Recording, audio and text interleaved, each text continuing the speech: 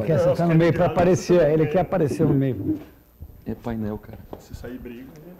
Senhores, mais uma vez, bom dia. Bom dia a todos que estão nos assistindo agora online. Esse painel é se Bitcoin é moeda ou não é moeda. Obviamente, cada um vai ser bem livre esse debate, sem muito tempo, então vocês fiquem à vontade para perguntar. Né? A minha função aqui é muito mais trazer as perguntas de vocês para eles do que eu mesmo perguntar. Eu só vou perguntar se não vier pergunta de vocês, tá ok? Então vamos seguir dessa forma. A primeira pergunta, é a única que eu vou fazer nesse começo, é Hélio e Rafael. Hélio e Rafael, Bitcoin é moeda ou não? Obrigado, Rodrigo. Bem, já vou adiantar que isso virou um painel porque os dois acham que não. Bitcoin, acabamos de descobrir que os dois acham que não. Bitcoin não é moeda. E o que a gente espera fazer aqui, pelo menos o que eu gostaria de trazer, são algumas provocações, principalmente esquecendo o fato que a gente está falando de Bitcoin. Né? Então, partir de algo que tenha características parecidas, eu vou propor um experimento para vocês aí, e ver em que ponto a gente chamaria isso de moeda ou não chamaria de moeda, chamaria de ativo financeiro. E a partir disso também, eu acho que cabe aí uma discussão, aproveitar que o Hélio está aí, para a gente falar sobre tokenização da economia, né, e outras oportunidades que, a partir do princípio que a gente tem uma nova categoria de ativos financeiros, o que a gente poderia fazer com ela, o que a gente espera que aconteça, quais são os desdobramentos disso daí. Você tá com o microfone. Beleza. Eu também acho, a gente bater um papo agora há pouco e descobri que ele também acha que não é moeda. Mas eu quero gastar um tempinho para explicar o que é a moeda, para a gente estar na mesma página aqui. Porque a gente pode pensar que o Bitcoin é moeda, que o Bitcoin poderia ser moeda, meio de troca, tipo um currency, como se fala em inglês, e a última alternativa seria um ativo financeiro. E também depois a gente fala que tipo de ativo financeiro é, porque você tem ativos financeiros que são econômicos e outros especulativos. Né? Eu acho que é especulativo, mas a gente explica isso. Mas o que é moeda e por que a moeda existe? Se a gente tivesse, agora, a gente reinventasse o mundo, de repente a gente esquecesse, perdesse a memória e não tivesse o dinheiro, a gente talvez começasse a fazer algumas trocas diretas de produtos que a gente precisa com outras pessoas. Mas rapidamente a gente ia se dar conta de que um bem usado como meio de troca, ou seja, o que você produziu, o que você presta serviço, você obtém esse bem, porque você sabe que aquele bem vai ser usado por você para comprar as outras coisas que você precisa. Essa característica é o que torna o dinheiro o que ele é. É você poder parquear por um curto período, e cada vez mais curto é o período com a tecnologia avançando e o mundo ficando desenvolvido. Se você puder parquear isso em um bem que você sabe que você vai poder usar amanhã e que ele vai manter um certo poder de compra, isso é muito preferível do que você ficar no escambo, trocando. Dando um exemplo aqui, trazendo um pouco o contexto histórico aí, que eu acho que o Hélio está colocando, né, é o problema de explosão combinatória. Né? Então, eu estou de chinelo, suponha que eu queira um sapato. Né? O Rodrigo calça mais ou menos a mesma coisa que eu calço, tem mais sapatos lá, mas ele não está interessado por qualquer coisa que eu tenho para oferecer aqui, por exemplo, pulseira. Né? Ele está interessado em churrasco, que é uma coisa que eu não tenho. Então eu vou precisar descobrir um caminho de trocas para conseguir, a partir de pulseira, chegar em churrasco, para conseguir trocar com o Rodrigo e ter meu tênis. Né? A ideia de você ter um meio de troca fungível, né? Ou seja, tanto faz, dinheiro é dinheiro, independente de onde ele veio, qual a história dele e tudo mais. E ele é trocável direto com o Rodrigo, porque ele sabe que depois ele vai poder usar esse dinheiro para comprar o churrasco que ele queria. Né? É o princípio, né, da primeira função da moeda. Né? E essa é uma das que a gente pode até dizer que está funcionando um pouco no mundo de criptocoisas, porque hoje dá para comprar coisas, sei lá, Bitcoin. Né? Agora, as outras funções de moeda, agora eu acho que deixo você continuar, eu vou dando os exemplos, fica cada vez mais difícil da gente defender, reserva de valor e outras coisas. Já entrando um pouco no debate para ver se a gente consegue divergir em alguma coisa, Rafael, quando você diz que o Bitcoin está servindo de meio de troca, eu acredito que ele serve muito menos de meio de troca do que as pessoas imaginam. Pelo seguinte, quando se diz meio de troca, você está dizendo o seguinte, não, eu vou obter esse bem, não porque eu quero que ele valorize de valor, eu estou fazendo uma aposta especulativa para vou virar milionário, mas porque eu vou usar ele para comprar outra coisa. Hoje em dia, o varejista, você vai num varejo que ele diz assim, agora eu aceito o Bitcoin. Ele não quer o Bitcoin. Ele tem um intermediário, que porque esse intermediário está no mundo da especuleta financeira e ele quer ter Bitcoin, não porque ele quer uma moeda de troca, ele aceita o Bitcoin do cliente desse varejista e dá ao varejista o que o varejista precisa, o dólar real. Ou seja, o Bitcoin não está servindo de meio de troca. Aliás, a primeira transação de Bitcoin, o que partiu o preço do Bitcoin, o que teoricamente viola, né, para alguns, o teorema da regressão de Mises, foi uma transação de $25, que valia uma pizza, por 10 mil Bitcoins. Antes disso, o blockchain já existia durante mais de um ano. O blockchain, o que é? Vamos dizer, imagina como se fosse uma régua física na nuvem, uma régua de, hoje, 18 milhões de unidades, cada uma pode ser dividida em 8 casas decimais, não importa. Essa régua física, cada um tem um pedacinho daquilo ali. Você tem uma senha que acessa um pedacinho dessa régua física que está lá. Esse é o Bitcoin. É um pedaço, é o direito de propriedade a um pedaço dessa régua física que está lá na nuvem. Antes dessa primeira transação da pizza de $25 por 10 mil Bitcoins, 10 mil Bitcoins, hein? Hoje o Bitcoin está perto de $10 mil cada. Tá? Essa pizza foi a pizza mais cara da história do universo. Mas antes disso, as pessoas tinham pedaços do blockchain porque era legal, porque eles eram geeks, porque eles gostavam de brincar com aquela coisa. Não, eu tenho não sei quantos bitcoins, mas não tinha preço. Não tinha preço, não havia preço para aquilo. Simplesmente o Satoshi, o cara que criou, ou o grupo que criou, tinha lá uma quantidade, o outro tinha uma quantidade, eles ficavam brincando de trocar, eu te mando e tal. Aquilo era um colecionável. Não era, mas funcionava como um bem. Então, na minha opinião, para quem conhece o teorema da regressão, talvez eu deva falar aqui um segundo, o teorema da regressão de Mises é o seguinte: existe um paradoxo em como se explica pela ciência econômica o dinheiro. Porque um produto normal, você usa uma teoria chamada teoria do valor subjetivo e você chega ao valor desse produto. Isso levou milênios para conseguir ser resolvido esse problema, só que foi resolvido em 1871 por Menger, principalmente, e por mais dois outros economistas. Resolveu-se o problema de como os bens são avaliados. Só que o dinheiro tem uma característica especial. Como ele é meio de troca, tem uma circularidade. Eu não vou entrar no detalhe, mas não dá para usar o teorema do valor subjetivo no caso do dinheiro. Porque você passa a pressupor que o poder de compra do dinheiro depende do poder de compra dele. Então, isso gera uma circularidade que não foi resolvida. E o Mises, num paper que deveria também ter ganhado mais um Nobel, entre outros, Tassi, praxeologia e tal, ele deveria ter ganhado mais um Nobel desse teorema da regressão, ele demonstra que é o seguinte, a coisa se resolve através do tempo. Dado que você usa o dinheiro porque você espera que ele tenha valor amanhã, então você chega à conclusão de que você obteve o dinheiro porque ele tinha valor ontem. Então o valor de amanhã depende do valor que ele tinha ontem.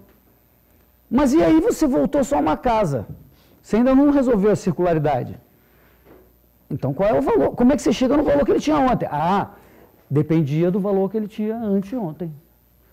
E o valor de anteontem? Dependia do valor do dia anterior. Ou seja, você tem que ir andando para trás. E como é que você resolve isso? Em algum momento, o Mises diz, necessariamente, deveria haver um bem. Não um dinheiro, uma moeda. Um bem transacionado. Aquele bem deveria ter um valor e, a partir daí, ele deu o start de base do que aquele dinheiro viria a ser. Né? Então, alguns dizem o seguinte, espera aí, então o Bitcoin viola o teorema da regressão, porque ele não era um bem, nunca foi. E eu digo não, acabei de explicar por essa história da reguinha, do colecionável. Era um bem que ficava sendo brincado ali e que as pessoas usavam, ainda não tinha preço, um belo dia se tornou um troço com preço, sei lá, 0,0001 centavo de dólar, por aquela pizza de $25 por 10 mil bitcoins, e aí ele passou a ter um valor de um bem, e daí ele veio a se resolver em moeda. Ou seja, não viola o teorema da regressão de Mises. Em tese, o Bitcoin, ele é candidato a se tornar moeda. Só quero completar, mas o que é necessário para se tornar moeda? Por que qualquer bem não pode se tornar moeda? Qualquer bem pode se tornar moeda. A gente sabe que alguns são inviáveis. Mas por que o Bitcoin, que foi feito com esse objetivo, por que ele não pode ser moeda? Então, aí é que eu digo, a diferença entre um bem, um meio de troca, que o Bitcoin está começando a ser, especialmente em remessas internacionais, diferente do varejo. Eu não acho que ele seja aceito no varejo. A pessoa fala, eu aceito, eu expliquei aqui porque que aquilo não é um meio de troca. Tem um intermediário interessado em ter o Bitcoin, então não é meio de troca. Meio de troca, quando o varejista queria receber o Bitcoin, ele não quer receber o Bitcoin. Ele trabalha, ele paga em reais ou em dólares, e ele quer o reais e dólares. Então não está sendo meio de troca aí. Mas em remessa internacional está. Porque como os bancos são muito ineficientes em remessas internacionais, o que ocorre? Custa, sei lá, você quer mandar um japonês brasileiro que está lá no Japão, quer mandar para o Brasil $1.000, ele vai pagar $100 para mandar. Não faz sentido. Pelo blockchain, através do Bitcoin, é muito mais barato. Então, o que está acontecendo? O japonês brasileiro, ele usa o Bitcoin como moeda. Ele transforma o Ien para Bitcoin, e o Bitcoin vem aqui e é transformado em dólar pelo parente dele. Isso é exatamente a função de um meio de troca. Ele está sendo usado como meio de troca para moeda. Pela primeira vez eu vejo uma chance de o Bitcoin funcionar como meio de troca, porque até então, só as pessoas que queriam usar o Bitcoin como investimento é que aceitam Bitcoin, porque aí você já está querendo fazer o investimento, por isso você está aceitando Bitcoin, não porque você está usando como moeda, aquele negócio de estacionar o valor do teu serviço durante um tempinho até você poder comprar outro bem. Não é esse a dinâmica do que está acontecendo hoje. E aí, quando você tem meios de troca que estão competindo no mercado, no Brasil você poderia considerar que o dólar pode ser um meio de troca que está por aí. Algumas pessoas trocam o dólar, tem o Bitcoin que está aí, e tem o real. O que Menger dizia, e Menger explicou justamente como uma moeda surge, é que aquela moeda que é mais líquida, ele não usou esse termo, estou usando o termo que a gente usa hoje. O termo que ele usou era salability, ou como se fosse vendabilidade. Aquele produto que tem menor custo para ser transformado em outros, ou aquele que perde menor valor. Imagina o seguinte, você compra um sapato, um segundo depois você quer vender, você perdeu um valor nele. Quanto, não sei, mas até você achar outra pessoa, etc. Aquele produto que menos perde valor por você ter comprado ele e você ter que vender no dia seguinte, esse é o mais líquido de todos. Quando você tem um que é um pouquinho mais líquido que os outros, o que acontece é que abre a diferença. Porque ninguém mais quer ter o segundo. Ninguém. E o que acontece é que você encastela o bem mais líquido num nível de liquidez estupidamente superior ao nível de liquidez da segunda. Porque se você usa a segunda como meio de troca, você é burro. Burro. Porque você está pagando muito mais caro para usar o segundo. Para que você está com o segundo pagando caro? Porque você vai ter perda de ter ele para trocar para outra coisa, se você pode usar o mais líquido. Então, a tendência natural é que numa determinada jurisdição, e aí eu estou dizendo que jurisdição pode ser um país, ou um local onde tem um banco central com regras isoladas de lei de reserva de mercado, ou um segmento, por exemplo, ilegalidade de drogas, etc. Todas essas podem ser consideradas jurisdições. Em cada jurisdição há uma tendência a isso acontecer, esse fenômeno de uma liquidez crescente do bem mais líquido, de tal forma que ele se encastele. E qual é, então, a moeda do Brasil? A moeda, o termo moeda, quando a gente fala, o dinheiro do Brasil, é o real. Qual é o dinheiro dos Estados Unidos? É o dólar. O dinheiro da União Europeia ou da zona do euro é o euro. E o segundo, coitadinho, o segundo não tem nem chance de se tornar, porque todo mundo quer usar o bem mais líquido de todos para trocas. Pra vocês terem uma noção, o segundo bem mais líquido do mundo é o euro. O euro, se eu usar uma métrica de liquidez, que a gente usa no mercado financeiro, que é a diferença do valor de compra e venda. Quando você trabalha no mercado financeiro, a tua contraparte sempre te fala um preço para ele comprar de você ou vender para você. Ele topa tudo, ele é um broker. Então ele topa comprar e vender qualquer bem. O segundo bem mais líquido é o euro. A diferença de spread, ou seja, do preço que esse banco compra, porque ele vende, é o que a gente chama de 1 pip. É 1 ponto da quarta casa decimal. É rosca. E esse é o segundo bem mais líquido. É impossível ter os pips do dólar porque é uma circularidade. Ele é o bem mais líquido de todos. Então, o segundo bem mais líquido já é 1 pip. O ouro é 30 pips. Não, desculpa. O ouro é 3 pips. O real, 30 pips. É 10 vezes menos líquido do que o ouro. Uma ação também, normalmente, uma ação líquida vai ser também 3 pips, ou seja, tem uma liquidez bastante inferior ao euro. E o Bitcoin hoje ainda está em 100 pips. Ou seja, ele tem que estreitar o seu nível de liquidez de uma tal forma para tentar ser candidato a tomar o posto de moeda que hoje o real no Brasil tem ou o dólar lá fora tenha. Ou seja, ele mal é um meio de troca hoje e está longe, mas muito longe de ser um desafiador ao papel do real no Brasil ou dólar lá fora. Mas não quer dizer que seja impossível. O Rafael vai comentar aqui o que o Lélio falou, mas quem quiser já perguntar, já pode levantando a mão para eu ir direcionando. Acho que eu peguei um copo. Ah, não. Tem 2. O Hélio está muito acostumado a falar tudo isso, ele dá uns saltos que, enfim, depois de ter feito a pós e tudo mais, eu consigo acompanhar. Mas eu vou tentar diminuir um pouco os saltos. Certo. Tá? O que acontece é o seguinte, né? Vou pegar a história do meio de troca, né?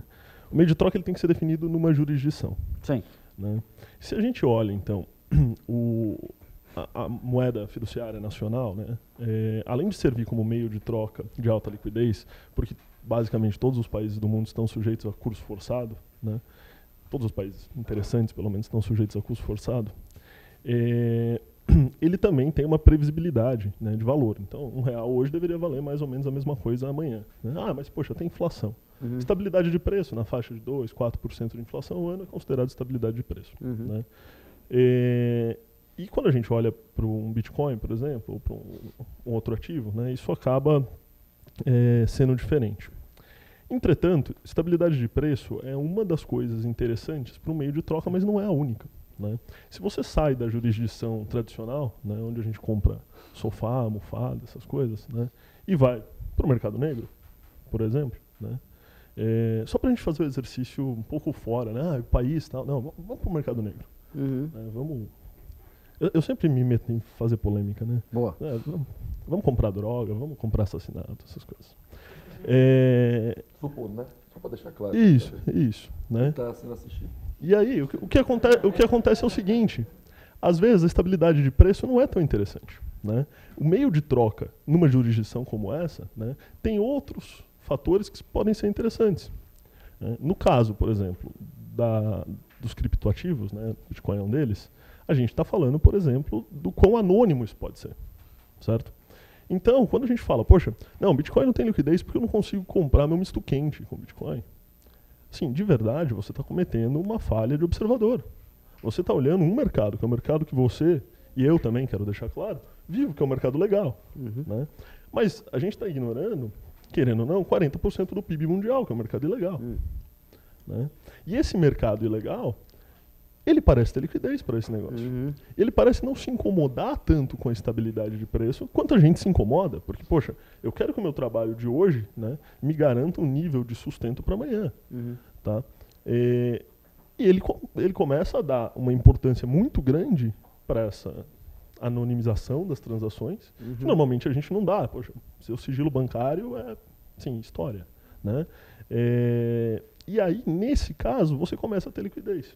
Exatamente no mercado onde a lei de curso forçado não é respeitada, num mercado onde as fronteiras não são respeitadas, né?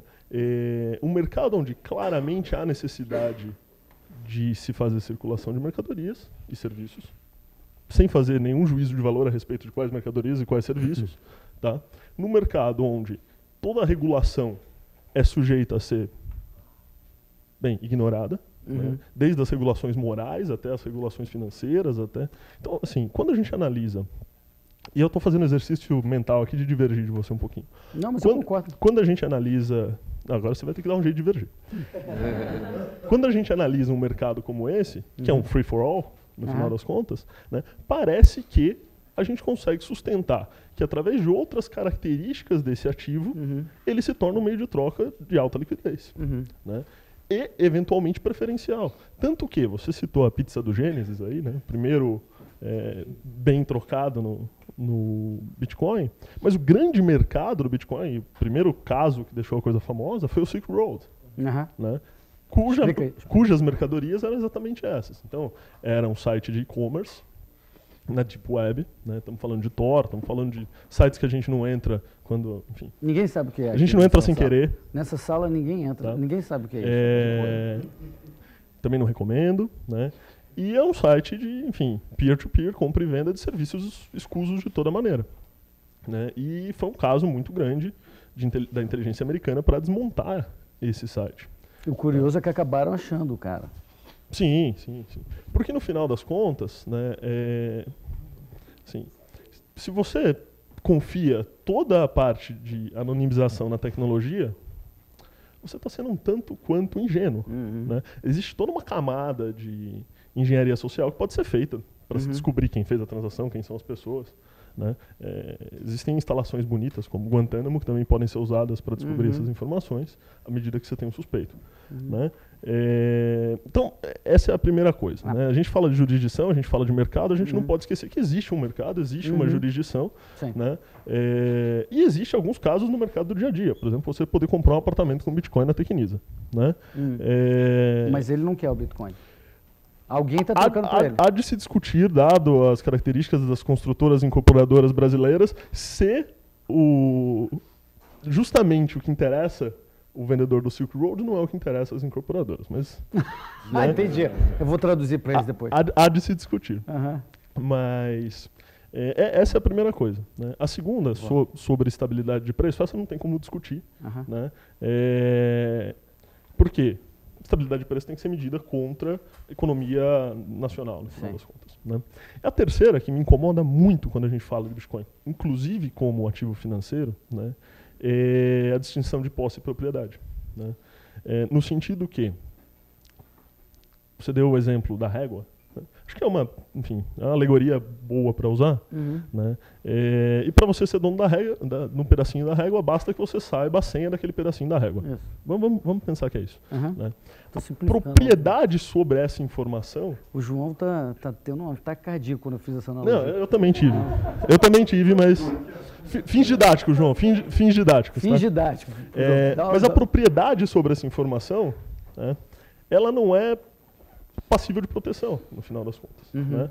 Assim, dado que você tem informação, você tem o direito àquilo. Se você contar você tem a posse, mas a propriedade não, né? Aliás, ela tautologicamente não passível de ser protegida, porque para você proteger, você precisa revelar, nesse caso, né? Então, à medida que você tem um ativo cujos direitos de propriedade não são resolvíveis em nenhuma jurisdição possível, né, até cabe um questionamento sobre que tipo de ativo é esse. Além da distinção do especulativo e do financeiro, cabe a gente falar, poxa, esse é um ativo que se equipara à propriedade intelectual, no final das contas, né? E se a gente for falar que ele se equipara em propriedade intelectual, eu acho que metade dessa sala vai falar, então, que roubar Bitcoin é roubo também. Certo? Então a gente pode fazer umas discussões interessantes nesse sentido. Mas você ficou de explicar algumas coisas para o pessoal. O negócio, primeiro a questão do, vamos chamar de bolsão de jurisdição. Que você está dizendo que o mundo legal tem um bolsão jurisdicional segregado em que o Bitcoin pode crescer em liquidez. Eu concordo 100% com você. No mundo da moeda, a gente já viu isso no famoso, todo mundo que estudou economia, conhece o famoso, a história do dinheiro dentro do campo de prisioneiros de guerra, onde o que vira dinheiro, naturalmente, são os cigarros, que a Cruz Vermelha distribuía na Segunda Guerra Mundial, e imediatamente o cigarro, como é divisível, como etc., vira, porque é escolhido, vira o bem mais líquido e as pessoas usam o cigarro como moeda. Da mesma forma, o Bitcoin, na jurisdição, lá não entrava o dólar, né? No marco, dentro do campo do prisioneiro de guerra, não tinha dinheiro, mas as pessoas descobrem um dinheiro e usam como dinheiro. E o Bitcoin está fazendo esse trabalho nesse mundo ilegal que aqui ninguém usa, que ninguém gosta, nem sabe o que é Deep Web, ninguém aqui dessa sala. Então, sem dúvida, ele vai crescer liquidez ali e ele ganha dentro daquela liquidez. Agora, dentro do mundo normal, o jogo para o Bitcoin é mais complexo. Esse é o meu ponto, né? O segundo ponto que você fez, eu queria comentar também um ponto. Sim, o da construtora Tecnisa. A fronteira entre os dois. Então, pois o que o Rafael colocou assim, tacidamente, ele diz o seguinte, olha, o mundo das construtoras é um mundo ainda do Brasil antigo, que o cara quer esconder uma renda, ou o comprador dele tinha uma renda não declarada, e aí o cara não quer declarar, e a construtora quer vender, mas também não pode reconhecer o não declarado do comprador do imóvel. Então, o Bitcoin seria uma forma de estacionar. É possível. No componente, vamos chamar assim, de ilegal do negócio, é possível que isso aconteça. E eu iria além. O Meyer, que é o dono da Tecnisa, é liberal. Então, é possível que ele realmente queira. Mas, de novo, quando você quer um bem, porque você já tem a intenção premeditada de usar como investimento especulativo ou investimento financeiro, isso não é meio de troca. É simplesmente que, imagina que você tem um amigo seu que está te devendo dinheiro, e aí na hora de pagar você fala assim, mas você tem aquele negócio que você ia vender, né? Então já me dá aquilo para pagar a sua dívida. Isso não torna aquilo moeda. É simplesmente que você fez um escambinho para você usar como investimento financeiro. Mas, de novo, nem a Tecnisa, em condições normais, nem nenhum varejista hoje quer usar o Bitcoin como moeda, até porque é burrice, como ele não tem que pagar o salário das pessoas deles em real, ele não tem que pagar o fornecedor em real, se ele aceitar receber o Bitcoin, ele vai ter que pagar um custo de transação para transformar em real, e aí de real ele conseguir pagar as pessoas, então isso aí vai estar embutido no preço. Então, no fundo, quando o cara fala que aceita Bitcoin, ele está fazendo um jogo de marketing muito inteligente, mas ele não está usando como moeda. Agora, a gente já bateu muito no Bitcoin, o Canhada vai ter um ataque cardíaco. O que eu quero só completar dizendo o seguinte, eu acho o Bitcoin a invenção mais genial que já foi feita no mundo monetário. Eu acho que o Bitcoin tem grandes chances de se tornar a moeda mundial num futuro mais longo, porque os governos só fazem besteira com a moeda. Tá certo? Então, por eliminação, os caras vão fazer besteira, as pessoas podem adotar o Bitcoin. O Bitcoin ele é fruto da descentralização extrema, que é algo que a gente sempre defende. Quando eu fiz lá o discurso que foi citado aqui da Estrela do Mar, em 2010 nos Estados Unidos, é justamente a defesa de sistemas altamente descentralizados. O Bitcoin é o principal. Só queria botar um desafio aqui, que é o seguinte, principalmente para os fãs do Hayek, aqui eu tenho um aqui do lado, que os fãs do Hayek deveriam ter uma pulga atrás da orelha. Porque o Hayek, sendo um seguidor do Adam Ferguson, o iluminista escocês, ele acreditava na ordem espontânea. E ele foi o principal desenvolvedor da tese da ordem espontânea. Que certas coisas, como lei, a linguagem que as pessoas usam, e a moeda, embora sejam fruto da ação humana descentralizada, elas não são fruto do desenho por uma pessoa, por um pequeno grupo de pessoas. Aquilo se desenvolve naturalmente. E o Bitcoin é um baita desafio a essa tese. Teve um cara que há 100 anos atrás tentou inventar uma linguagem que era muito mais sofisticada, inteligente, medida para ser uma linguagem para substituir todas, português, inglês, etc. O Esperanto. Não adiantou nada. Foi comprovada a tese do Hayek da ordem espontânea. O cara lá achou que ia desenvolver uma coisa melhor que a natureza, que as pessoas fazendo espontaneamente. E o Bitcoin tem esse desafio. Tem essa arrogância fatal de que o Satoshi ou um pequeno grupo de pessoas desenvolveu um negócio que vai ser melhor do que a moeda que veio de lá de trás. Então, os Hayek, eu não tenho esse problema, porque eu acho que isso é só uma historinha bonita para contar. Eu usei na palestra da Estrela do Mar, etc., a ordem espontânea. Não é uma teoria, que nem o teorema da regressão, a Tassi, a praxeologia. É uma ordem espontânea, é bonitinho. Então, eu acho que não tem problema. Mas eu acho que os hayekianos deviam ter sérios problemas com o Bitcoin, teóricos.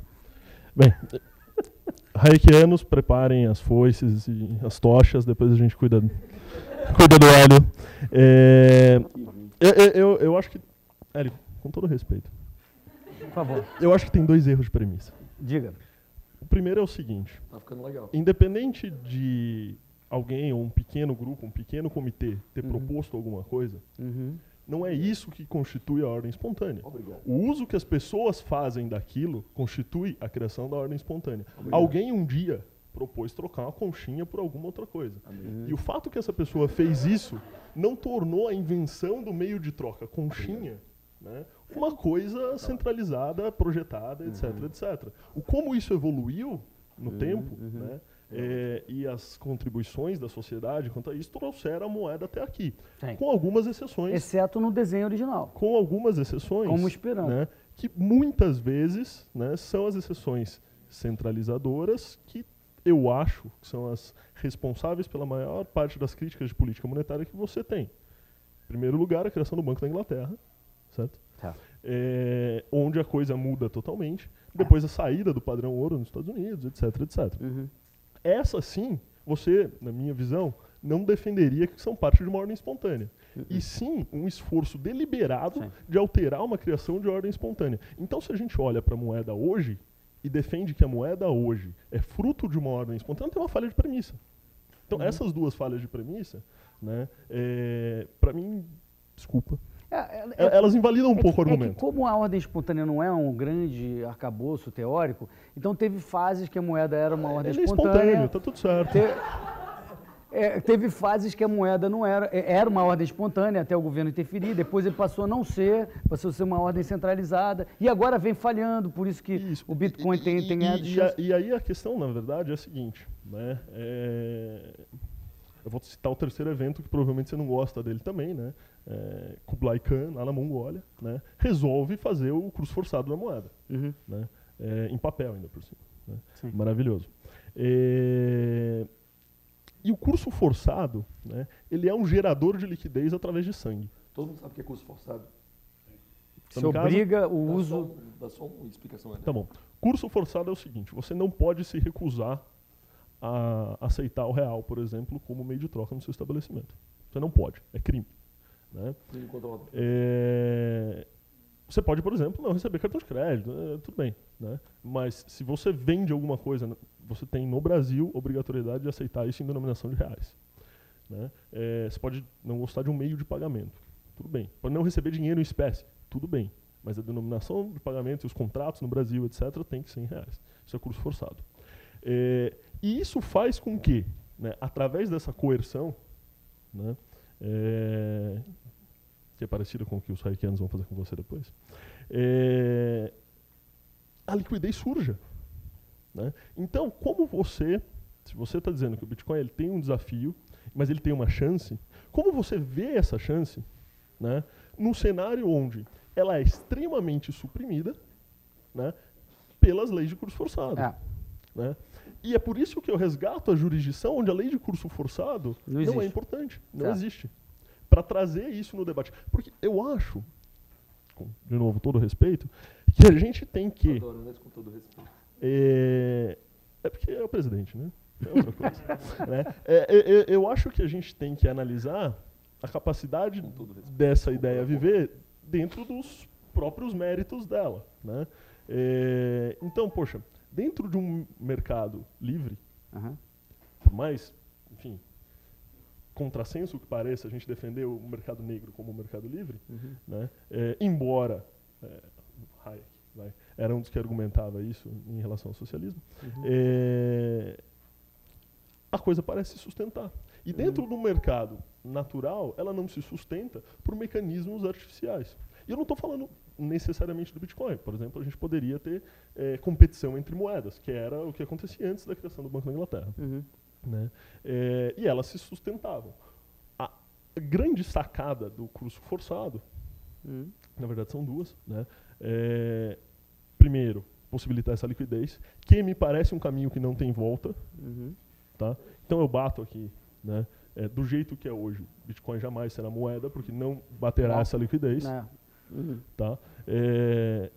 E o Bitcoin do jeito que é hoje, por ser intrinsecamente deflacionário, eu acho que a gente tem que entrar nisso depois, né?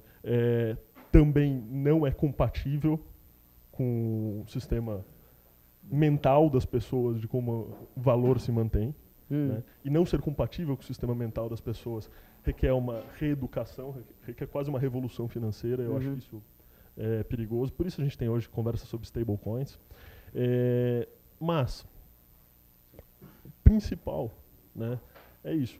Todo mundo fala, poxa, não existe forma de se regular Bitcoin. Quantas vezes você já ouviu isso? Né? Faz a lei, não vai pegar a lei, porque, enfim, não depende de você a lei. Existe uma lei que não está sendo vista, que é a lei de curso forçado. E a lei de curso forçado torna as moedas fiduciárias ridiculamente mais líquidas. E essa é uma barreira que, na minha visão, a menos que você tenha o colapso do sistema financeiro, é intransponível. Eu acho que você colocou duas barreiras grandes ao Bitcoin virar moeda. Ou seja, a chance dele virar moeda. Porque, pessoal, dado que o Bitcoin é um investimento especulativo, o investimento especulativo é aquele investimento que você compra, não rende, e o que você conta é que alguém vai comprar mais caro amanhã. O investimento econômico é aquele que tem um fruto de um rendimento, tem uma fábrica por trás, ou algo que renda ao longo do tempo para poder te pagar de volta. Hoje, o Bitcoin, como a gente esclareceu aqui, hoje não é moeda. Ele é um investimento, em alguns poucos aspectos é um meio de troca, sim, pouco, limitado, num bolsão aqui, ou num negócio de remessas internacionais, muito limitado, é um meio de troca, mas não é moeda. É, sim, um investimento especulativo.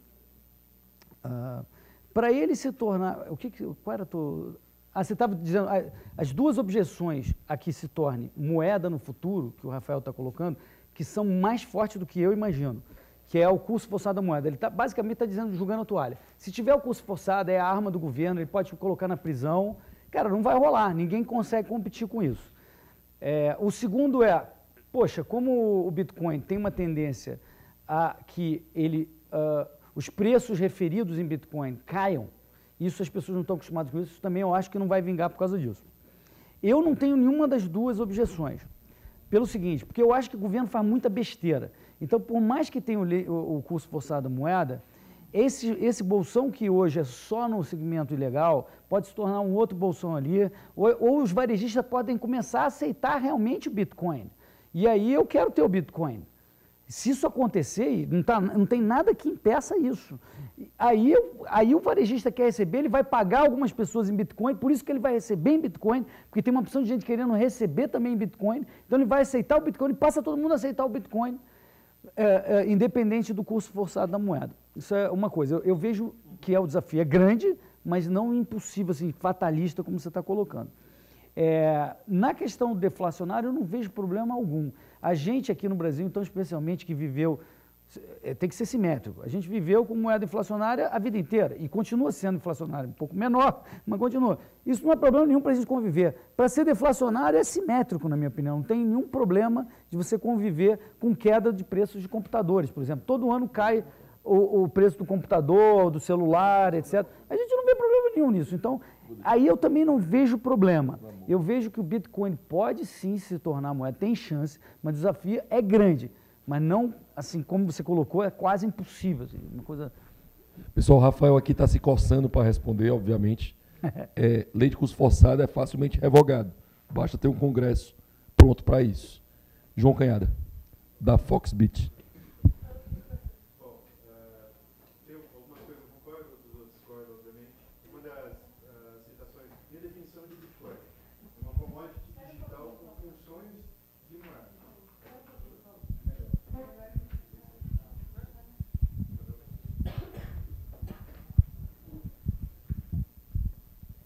Esse está funcionando, o João, o outro está funcionando? Teste, tá indo? Que eu Beleza? botava aqui no Rafael. Certo? Tá indo? Bom, o Bitcoin é uma commodity digital com funções de moeda, só que ele é quântico. Ele tem N propriedades, uma delas é moeda, uma delas ele pode ser visto como ativo, enfim. E por ser um protocolo, por ser um software, ele pode ser adaptado para qualquer caminho. Uso para atividades ilícitas. Fez parte do histórico do Bitcoin, é fato. Hoje não mais. Só um relatório, como final do ano passado, da FDD, junto com a Elliptic, menos de 1% das transações de Bitcoin são utilizadas para atividades ilícitas. E por que disso? No começo da história do Bitcoin, se achava que era anônimo, e ele nunca foi anônimo. Ele é 100% rastreado, traqueado. Usar Bitcoin para atividades ilícitas é uma estupidez tremenda, você está criando provas contra si mesmo. Isso aconteceu quando caiu a Silk Road, a informação sobre criptomoeda ficou mais difundida e as características do Bitcoin ficaram mais claras para quem estava utilizando. E o setor criminoso, vamos falar assim, que até então utilizava, sim, fez parte do histórico, se desfez das posições de Bitcoin. Por que ele usava até naquele momento? No ambiente onde existe mais desconfiança entre as partes, comprador e vendedor que está vendendo droga, ele vai usar o melhor mecanismo de pagamento, de troca existente. E Bitcoin é esse melhor meio de pagamento. Qual que é o problema dele atual? A fungibilidade dele por ele ser traqueado. Então eu consigo identificar as partes e quando isso caiu no conhecimento público, até então o criminoso não tinha estudado a tecnologia do Bitcoin, ele estava usando pelo hype, ele parou de utilizar. É melhor ele ficar no dólar, no real, que não é traqueado. Sobre o Bitcoin como moeda, um Bitcoin sempre será um Bitcoin. Ele é divisível em 8 casas decimais, então ele pode sim ser utilizado, não importa o quanto a moedinha colorida do governo seja dita como o valor do Bitcoin, se ele vale R$1.000 ou se ele vale 10 mil, não me importa porque um Bitcoin continua valendo um Bitcoin. E continua sendo um Bitcoin. Tá? Então, como meio de troca, ele pode ser adaptado. O problema técnico dele hoje tem uma limitação de transações, que hoje dá na média das 7 transações por segundo. Isso é em torno de 4.000 transações a cada 10 minutos sendo validadas em média. Então, se houver mais de 4.000 transações num prazo médio de 10 minutos, o custo de transação sobe, torna inviável o uso dele no dia a dia. Existem algumas atualizações de protocolo que devem ser implementadas ao longo desse ano e no próximo, que seriam a Lightning Network, que deve escalar o Bitcoin para milhões de transações por segundo. Uma vez isso sendo bem feito e funcional, o Bitcoin pode estar pronto para substituir a Mastercard e a Visa juntas. O que não é um caso hoje. Então, sim, ele vai se tornar um meio mais viável como moeda em breve. Não é ainda. Posso utilizar como meio de pagamento? Posso. Eu desejo receber Bitcoin não por investir em Bitcoin exatamente, mas porque eu quero a melhor moeda disponível no mercado. Uma vez que ela não tenha domicílio bancário e eu possa converter em qualquer outra token, ação, papel, em qualquer lugar do planeta, para mim definitivamente ele é a melhor moeda. Independente de opinião do governo, se o governo decidir que é proibido o Bitcoin no Brasil, que bom, muito legal ouvir a opinião do governo aqui no Brasil, mas dane-se, porque eu tenho mais de 180 países que eu posso comprar e vender Bitcoin, e como não tem domicílio bancário, eu posso simplesmente transportar ele para onde eu desejar. Tinha mais alguma coisa que eu precisava falar, mas enfim. Pergunta agora, vamos lá. Eu só queria colocar observação.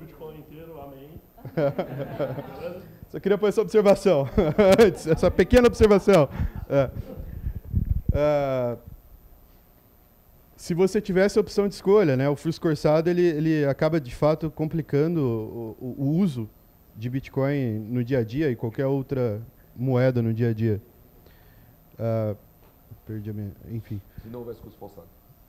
Se não houvesse curso forçado, você estaria usando real no seu dia a dia, ou você estaria usando dólar, ou qual moeda você estaria usando no dia a dia? O que protege o governo hoje? É só essa lei? Vamos lá. Deixa eu comentar algumas coisas que você falou, João. Primeiro, concordo com você. O Bitcoin é o primeiro bem digital que é rival escasso. E para você ser moeda, tem que ser um bem rival escasso. Então ele já sai na frente de outras coisas, né? Rival significa que se eu tenho, você não tem.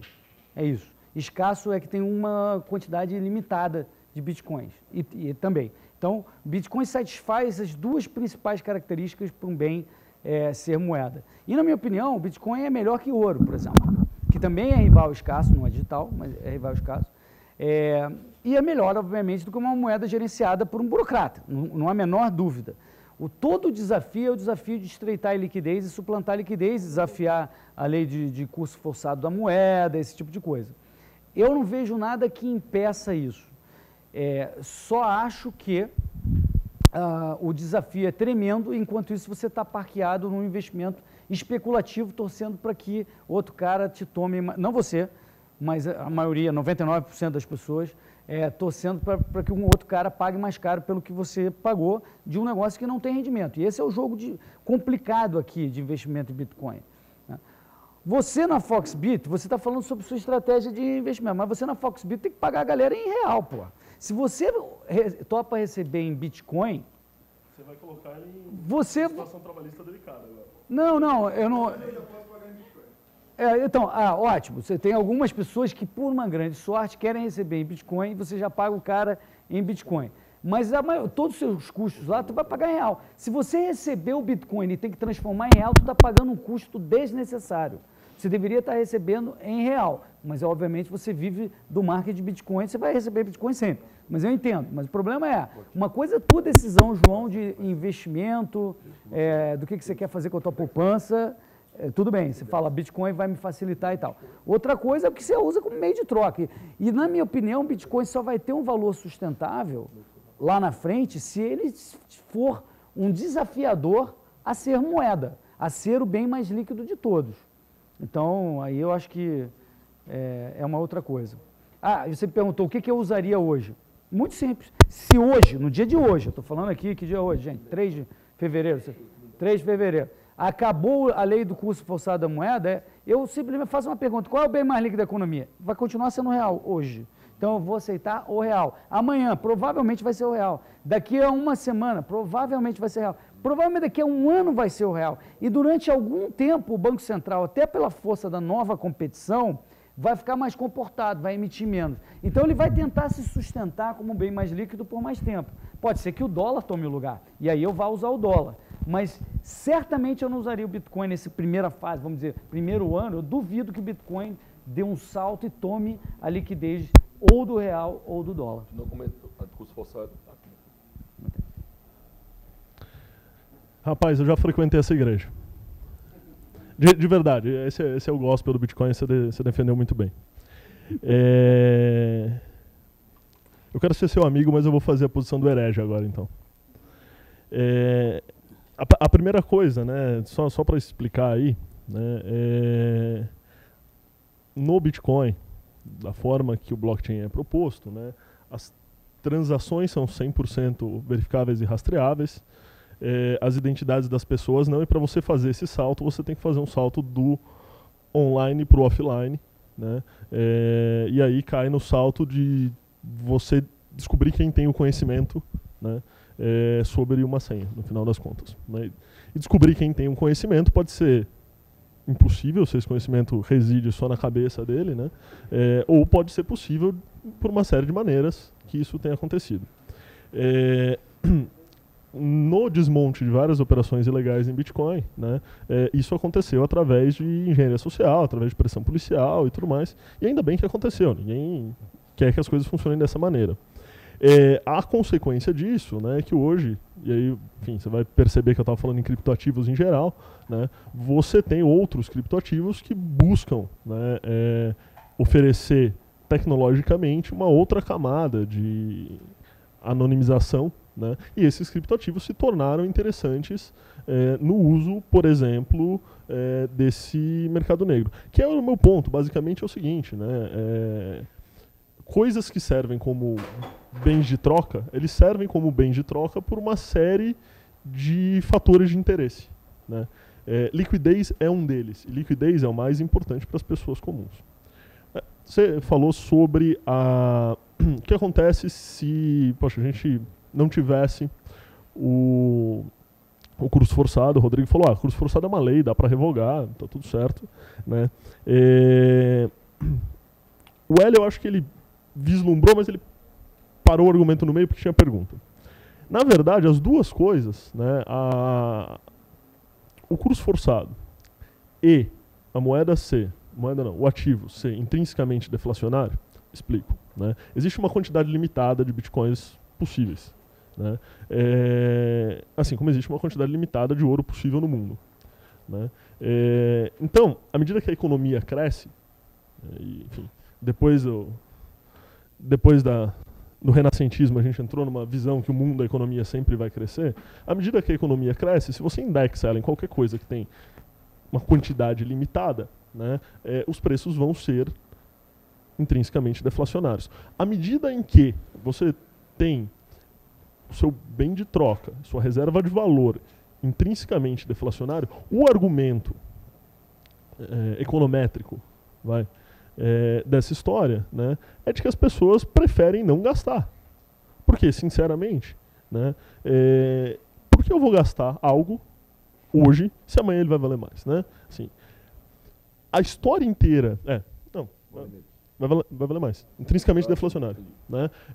A história inteira de você garantir estabilidade de preço com 2%, 4% de inflação através de política monetária, que foi a outra coisa bonita, com todo o sarcasmo, né, do Kublai Khan aí, é que você incentiva, através da política monetária, o gasto. Né? Então, me parece que existem dois mecanismos rivais, mas que, no final das contas, colaboram para diminuir a liquidez do Bitcoin como ele é hoje.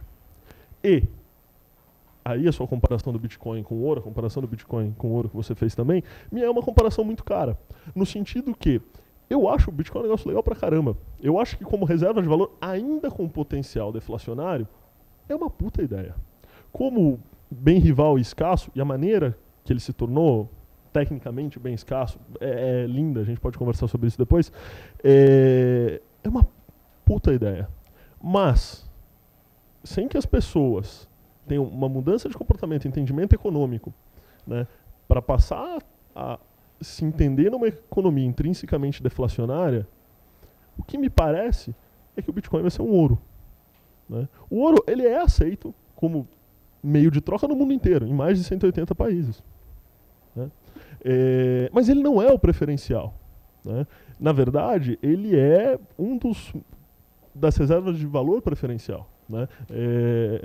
Assim, exceto em lugares onde você tem leis de propriedade muito, muito, muito antigas, né, ele é o ativo de proteção final. Né? Em lugares que você tem leis de propriedade muito sérias, muito antigas, né, terra é a proteção final. Né? Agora, o que eu imagino? Poxa, criptoativos são interessantes. Criptoativos que respeitem o entendimento de como a economia funciona e que possibilitem, de alguma maneira, não necessariamente através de um cupom da vida, né, acompanhar um crescimento econômico ou até uma redução econômica para garantir estabilidade de preço. E a gente tem, assim, Basiccoin é um lindo exemplo, você pode ler o paper econômico disso, né, de tentativas de se estabelecer estabilidade de valor em um sistema criptográfico descentralizado, que aí é um casamento, né? Isso tem mais cheiro de moeda do que o Bitcoin, que hoje é o ouro. Eu preciso né? entrar aqui, eu não estou aguentando. Mais 30 segundos. Em nome de eu ter ficado quieto um pouquinho. Tá bom. E aí a outra coisa é o seguinte, né? Poxa, mas é um protocolo, é um software, dá para ser modificado e tudo mais. Pelo menos eu vou te dar um presente para você poder... É o seguinte, cara, se a gente assumir isso, assumir que as regras do jogo podem ser mudadas porque é um software, etc, etc, é o seguinte, os fiduciários agora não são mais os governos, são os desenvolvedores e os mineradores. Só trocamos o vilão. Caraca. Bom, deixa eu falar aqui da deflação e dos estabilizadores. Você está dizendo o seguinte, olha, se é deflacionário, isso aí é um problema, isso basicamente isso que você está dizendo. Eu discordo assim, radicalmente disso. O ouro é o principal exemplo. O ouro, ele cresce basicamente 1% da base histórica dele, a cada ano. Ou seja, ele é altamente deflacionário porque, na média, a produção mundial, ao longo dos últimos 300 anos, cresceu 5% ao ano. Então, o ouro, quando era moeda, e o ouro foi moeda por 6.000 anos, o ouro foi deflacionário durante 6.000 anos e as pessoas usavam o ouro. Nunca foi problema uma moeda deflacionária, nunca, jamais. Esse negócio de, porque a moeda é deflacionária e você acha que o preço vai cair e você não vai consumir, é uma bobagem. Se fosse assim, ninguém comprava iPhone, ninguém comprava computador, porque você sabe que daqui a um ano vai custar muito mais barato, vai mudar, em algum momento você compra. Isso nunca foi problema. O problema do pessoal que é estabilizador de preço, esse é um erro fundamental, e mesmo dentro da escola austríaca, tem essa visão de que você tem que buscar a estabilização de preços. E, portanto, você precisa imprimir dinheiro para que você tenha a estabilização de preços. Isso aí é o convite inflacionário. Porque, veja, a moeda, pessoal, é diferente de todos os bens no seguinte sentido. Um aumento de moeda não confere nenhum benefício social. Nenhum. Você aumentar a moeda não confere nenhum benefício social. O João estava falando disso. Não importa a quantidade de bens, de dólar, o Bitcoin se ajusta em referência ao que está acontecendo aí. E a moeda, qualquer uma, é assim por natureza. Então, você aumentar a quantidade de moeda, você só está causando inflação, diluição do poder de compra das pessoas. E o pessoal que é estabilizador de preço, na verdade eu chamo de inflacionistas, ele fala o seguinte: se você está aumentando a produção, e aí está fazendo uma deflação, eu aumento a moeda, e gasto. Você aumenta a produção e eu aumento a moeda. Então isso é simplesmente o mesmo truque de sempre, buscar a estabilização de preço. É inflacionismo igual, não tem problema de deflação, nunca teve durante 6.000 anos de história, e não é necessário imprimir R$1, nada, um Bitcoin, nem dólar, nada, não é necessário isso. O Bitcoin, o Satoshi, quando fez seu desenho, ele criou um incentivo temporário de aumento para remunerar as pessoas que estavam fazendo a rede ser viabilizada. Por isso que ele criou um aumento temporário de oferta do Bitcoin, que hoje é 18 milhões, alguma coisa assim, vai chegar em 21 milhões daqui a não sei quantos anos. Mas isso tudo para viabilizar a infraestrutura. Ele permite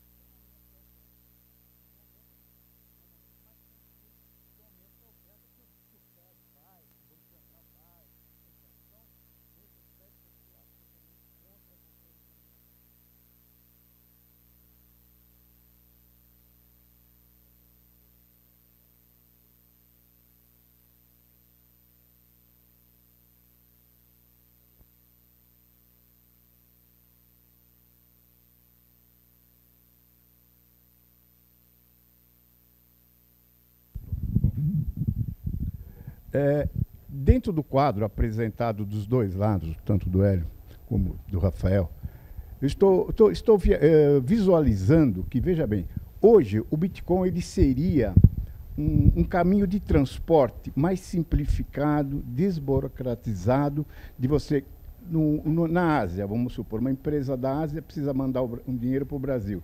Então ele pega o yuan, compra bitcoins, manda para o Brasil e aqui transforma já em real. O conceito que eu tenho que entender é isso, conceito rápido e seguro. Por um outro lado, hoje o Brasil tem um déficit de aproximadamente 160 ou 170 bilhões, que é o caso da Previdência. É possível que até 2022, se não regularizarem todas as reformas da Previdência, o Brasil vai ter mais ou menos um déficit de 522 bilhões. Então, imaginemos que hoje, e o que vai ocorrer lá em 2022? Teoricamente, o real vai cair lá embaixo. E hoje, vamos supor, um brasileiro, uma pessoa normal, se ela adquirir esses bitcoins equivalente numa moeda hoje, comparando a R$1 que poderá cair drasticamente lá em 2022, não seria uma segurança, não seria uma moeda que futuramente ela vai correr e vai circular com mais segurança? Quer começar a responder? Dentro de uma teoria de portfólio, é uma aposta, né? Então, assim, você tem uma tese estrutural, né, de que a gente vai ter um buraco na Previdência e, diferente do discurso governamental de que o orçamento do governo é igual ao orçamento da sua casa, que tem que ser o dinheiro da feira, né?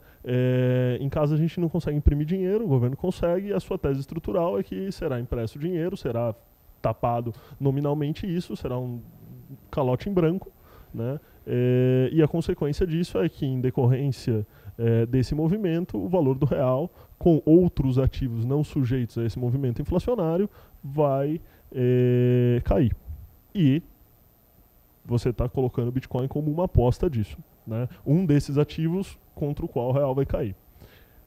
Correto, né? Mas dentro de uma teoria de portfólio, essa tua tese estrutural, na verdade ela significa o seguinte: eu preciso me alocar nesses ativos. E eu preciso olhar para cada um desses ativos e ver o potencial de manutenção de valor dele hoje, ou eventual valorização, né, nesse cenário de 10, 20 anos. Né? Então, poxa, quais ativos? Né? Bitcoin, ouro, terra, dólar, euro, várias outras coisas. Né? Assim, apesar do Bitcoin ter tido, e outros criptocoisas, ter tido um crescimento, né, eles são muito novos. E um bom preditor, né, se alguma coisa vai existir daqui a 20 anos, né, quantos anos ela tem hoje, no final das contas. Então, eu tenho muito mais confiança em dizer, né, que terra vai existir daqui a 20 anos do que Bitcoin, né, que ouro vai existir daqui a 20 anos do que Bitcoin. Por outro lado, né, dado a trajetória de crescimento aí de valoração, né, de Bitcoin e outras criptocoisas, talvez você esteja se expondo a um grande potencial de rendimento. Então, num portfólio diversificado, eu acho que é uma aposta sadia, vamos ver se o Hélio concorda comigo, ter uma parte de alocação em Bitcoin diante dessa tese estrutural, mas também ter uma outra parte, talvez até mais significativa, em bens clássicos de proteção a calote. Vamos lá. Não, ele já trocou, tá ok. Eu queria fazer primeiro um ponto da premissa aqui. Quando você falou, olha, a gente vai ter um problema fiscal e, portanto, o real vai cair. Isso não necessariamente é verdade. E é uma coisa que as pessoas pouco percebem. A moeda, ela é um fenômeno monetário exclusivo. E que é, para simplificar, gerido pelo Banco Central apenas. O que acontece na órbita fiscal é um problema do tesouro, um problema é outra dimensão. É como se o Estado tivesse lá duas caixinhas meio que separadas. Eu sei que elas se comunicam, a gente sabe disso, quem fez a aula da triangulação da política monetária, sabe? Mas não, uma coisa pode estar indo para um canto e outra coisa pode estar indo para o outro. Por exemplo, se fosse verdade que um caos desse gerasse problema na moeda, a Grécia teria a moeda mais desvalorizada do mundo. O euro teria desvalorizado muito, até porque eles ficaram durante vários anos na Europa, depois da crise de 2008, com um déficit de 8%, 9%, Estados Unidos também. E nem por isso a moeda dólar ou a moeda euro se desvalorizou tremendamente, porque quem quer que estava fazendo a gestão fiscal até queria dar uma deflacionada, mas por qualquer motivo não conseguiram fazer essa destruição da moeda, que eles até topariam.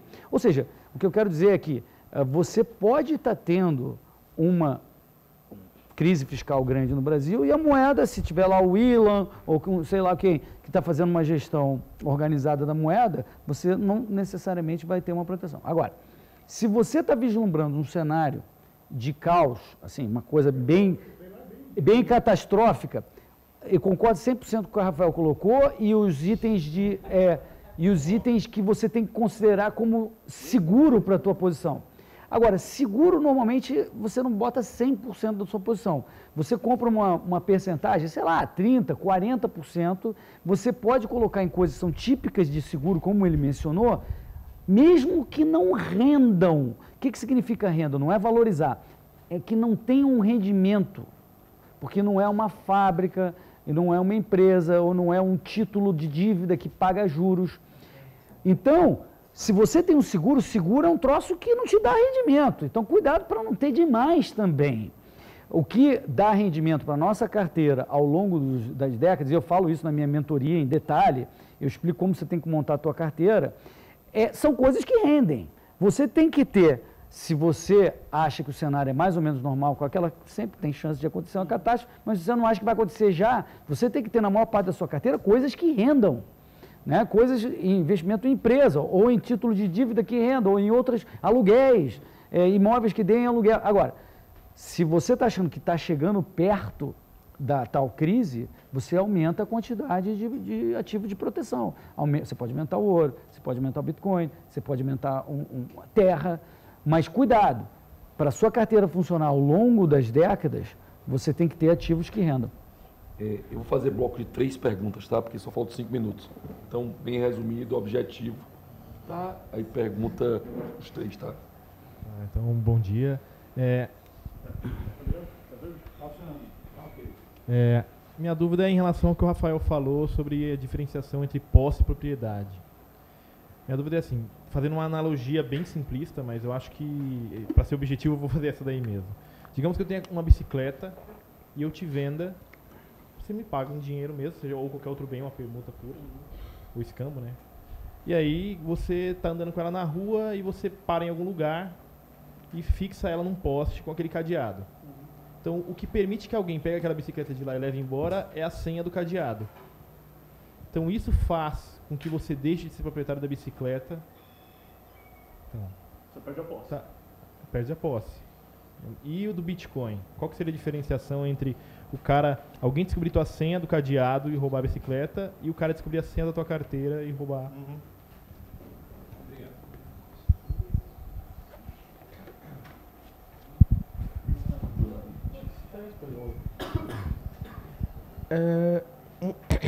Um ponto que não foi levantado, que eu acho que é um ponto muito importante para o Bitcoin não ser moeda e ser uma resistência a ele estar no dia, é o tempo de transação e o quão caro é. Claro, com o Bitcoin Lightning você vai melhorar muito, mas ainda assim, há épocas que o Bitcoin a transação de Bitcoin demorava mais de um dia. E eu cheguei eu fui transferir R$200 para um amigo meu, e a taxa sugerida pela carteira é R$50, um quarto do valor. Então isso é o que eu vejo que pode prejudicar muito o Bitcoin. E que vocês acham de outras moedas, como Monero, Zcash, Dash, Roblox, que tem taxas até zero, alguns, como Roblox, e tem uma velocidade muito maior. Essas podem ter mais chance para a moeda de fato do que o Bitcoin? A minha pergunta é muito parecida, só vou aprofundar em um ponto. A moeda, ela é um bem que você usa para fazer trocas porque ela é útil para fazer trocas. O custo da transação é pequeno. Então o Bitcoin ele tem vários problemas nesse sentido, como a lentidão, como o anonimato que não é perfeito, como o custo. Ele tem algumas coisas que favorecem ele como efeito rede, porque a infraestrutura está toda pronta e tudo mais. Na medida que a gente enxerga, o Bitcoin ele foi uma tentativa, não funcionou por conta destes problemas. Na hora você pode criar uma outra criptomoeda, como a Monero, como a Roblox, que resolva algum desses problemas. Então, a minha pergunta é mais ou menos o seguinte. O Bitcoin, ele foi uma tentativa, foi um experimento, não funcionou. Uma outra criptomoeda pode vir com mais força e futuramente, não em 1 ano, 5 anos, mas 10, 20, 30 anos, se tornar uma moeda? Tem que ser rapidinho. Pessoal, 1 minuto para cada para responder as 3 perguntas. 1 minuto. Eu não vou responder aquela lá, não.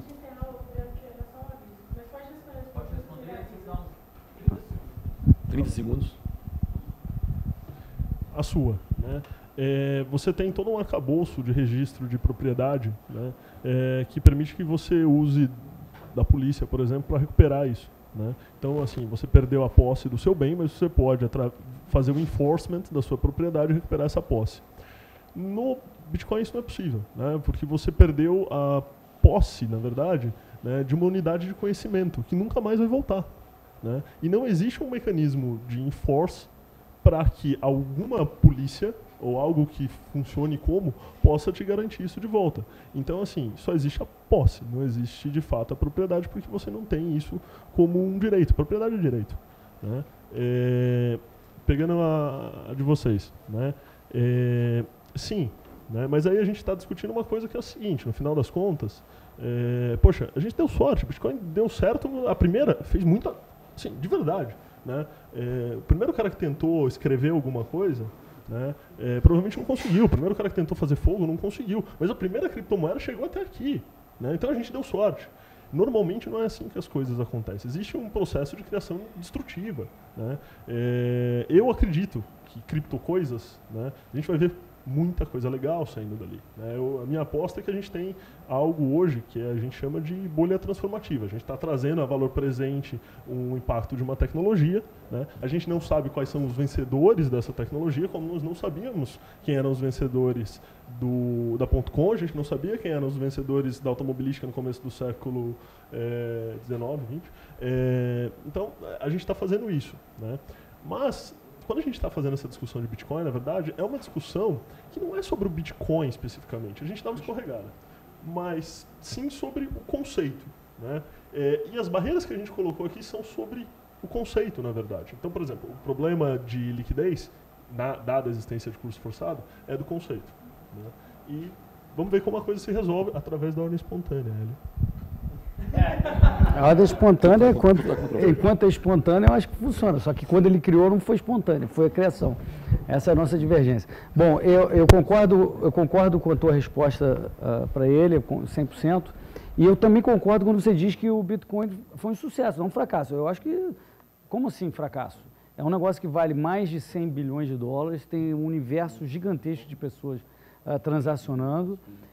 Essa questão do custo de transação, o tempo de transação, é um desafio normal na construção de um troço melhor. Eu tenho suspeitas com Lightning Network, eu acho que não é assim, não é uma panaceia que vai resolver todos os problemas, porque você está criando superestruturas paralelas aqui em cima que podem ser centralizadas, mas é uma discussão técnica importante, não sei se vai resolver tanto esse problema. Agora, por outro lado, eu não vejo tanto problema assim no tempo de transação e no custo, eu acho que vai melhorar ao longo do tempo, mas eu acho que eu sou um Bitcoin maximalist, ou seja, um maximalista Bitcoin. Eu acho que dado que o Bitcoin foi o primeiro, é o mais usado, é o mais conhecido, é onde estão os maiores recursos estão envolvidos no Bitcoin, essa grana e esse poder mental das pessoas vai tender a resolver os problemas e adaptá-los melhor do que os novatos. Mas pode ser que eu esteja errado, outros podem fazer algo melhor. Eu acho que está indo todo mundo no barco de tentar ser o que o Bitcoin era, só que o Bitcoin já é o mais líquido entre as cripto, já é o que todo mundo conhece, que usa, etc. Eu sei que muita gente usa os outros, mas a vantagem do Bitcoin é muito grande e a tendência é o dinheiro mandar. Obrigado, senhores. Temos mais um debate logo em seguida com Adolfo Saxida e Leandro Roque. Antes disso, Adriano Paranaíba. Salve de palmas para os palestrantes.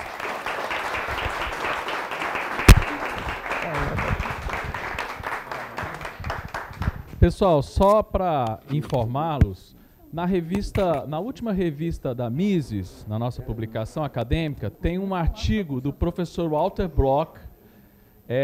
O artigo é Bitcoin e o Teorema da Regressão e a Emergência de um Novo Conceito de Troca. Esse artigo, na verdade, é uma tradução do que foi publicado em 2015 na Quarterly Journal.